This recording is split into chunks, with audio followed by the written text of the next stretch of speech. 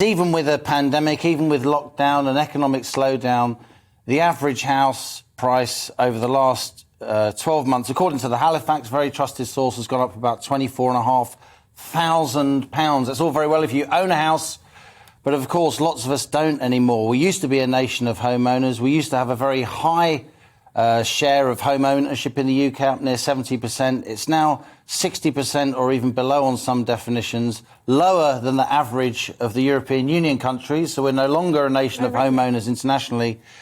And within that number, Isabel, of course, it's that 25 to 34-year-old generation, that crucial family-forming age.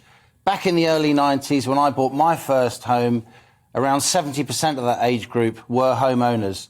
Now, it's less than 40%. And the reason being pure expense? It's affordability, Eamon, and I'm afraid that affordability has got a lot worse, a lot tighter in recent years. Again, back in the mid-90s, if you took the average house price across the UK, it was around 3.5, 4 times average annual earnings. So a single person could get a 3 times mortgage, save, and get the average house. Yeah. It's now almost 10 times annual earnings. So even if you got 2 people working full-time, they can only get 3 or 4 times their annual income on a mortgage. So even combine that, before childcare costs, how can an average family afford to buy the average home? They can't.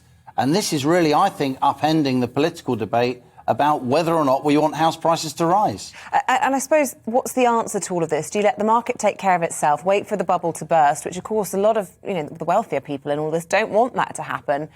Or do you have to, step in and interfere in it all? Well, over recent years, since 2013, in fact, the Tories have relied on so-called help to buy. That's jacking up the demand side of the housing market, giving people more money to spend by basically the government lending them money as well as mortgage providers lending them money. That just jacks up prices for everybody, including those who can't get access to that scheme. What you really need to do, Isabel, is tackle what economists call the supply side. Build more homes, I'm afraid. Not, of course, in areas of outstanding natural beauty or our national parks. They're rightly protected. But build more homes generally. And I'm afraid there's a lot of very big building companies who now control the market who don't want more homes to be built. They want to build out slowly to keep profitability high, to make more money by building fewer homes.